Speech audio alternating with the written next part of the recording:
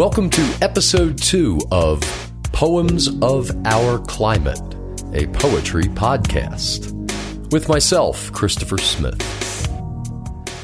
In this episode, I will begin with the 1957 William Stafford poem, For the Grave of Daniel Boone. The farther he went, the farther home grew. Kentucky became another room. The mansion arched over the Mississippi. Flowers were spread all over the floor. He traced ahead a deepening home, and better with goldenrod, leaving the snakeskin of place after place going on, after the trees, the grass, a bird flying after a song. Rifle so level, sighting so well, his picture freezes down to now, a story picture for children. They go over the velvet falls into the tapestry of his time, heirs to the landscape, feeling no jar. It is like evening.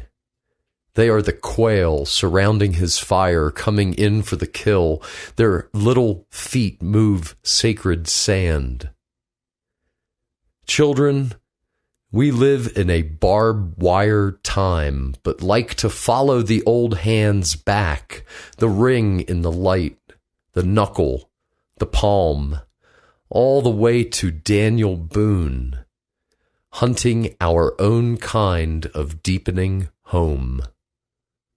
From the land that was his, I heft this rock. Here on his grave, I put it down.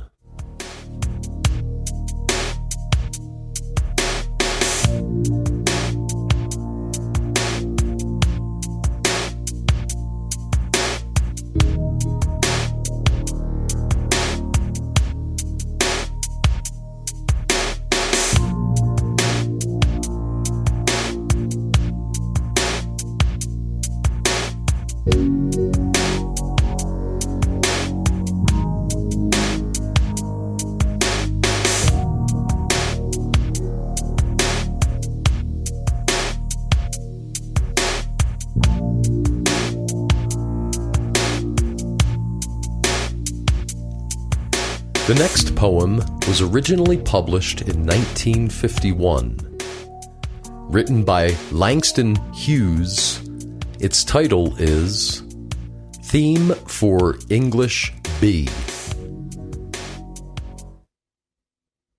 The instructor said, "Go home and write a page tonight, and let that page come out of you. Then it will be true." I wonder if it's that simple.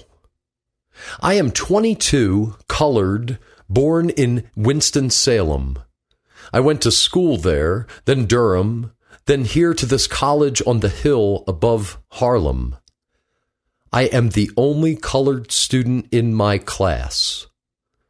The steps from this hill lead down into Harlem, through a park. Then I cross St. Nicholas, 8th Avenue, 7th, and I come to the Y, the Harlem Branch Y, where I take the elevator up to my room, sit down, and write this page. It's not easy to know what is true for you or me at age 22, my age. But I guess I'm what I feel and see and hear, Harlem. I hear you, hear me, we too, you, me, talk on this page. I hear New York too. Me, who? Well, I like to eat, sleep, drink, and be in love. I like to work, read, learn, and understand life. I like a pipe for a Christmas present, or records, Bessie, Bop, or Bach.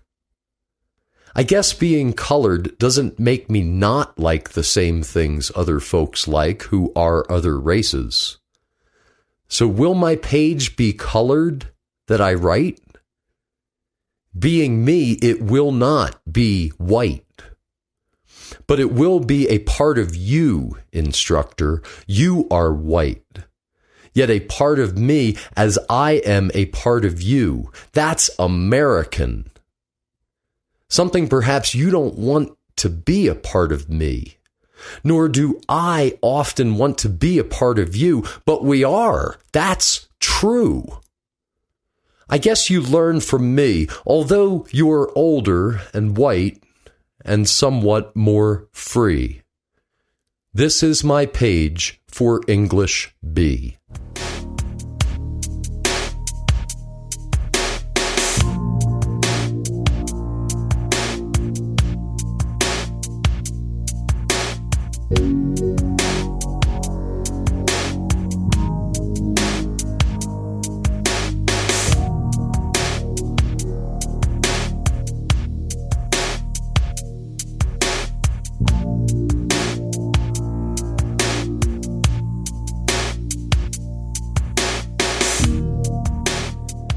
The final poem in this episode was first published in 1924, and it was written by Robinson Jeffers.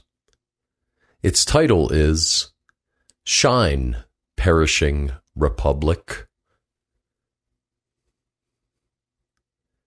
While this America settles in the mold of its vulgarity, heavily thickening to empire, and protest only a bubble in the molten mass, pops and sighs out, and the mass hardens. I sadly smiling remember that the flower fades to make fruit. The fruit rots to make earth. Out of the mother and through the spring exultances, ripeness and decadence and home to the mother. You making haste on decay. Not blameworthy. Life is good, be it stubbornly long or suddenly a mortal splendor.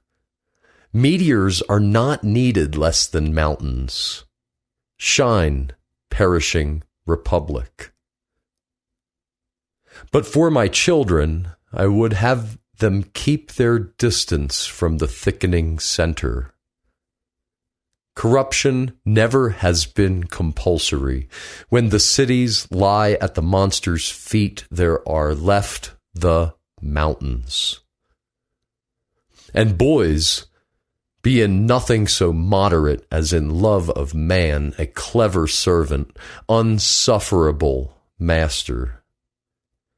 There is the trap that catches noblest spirits, that caught, they say, God when he walked on earth.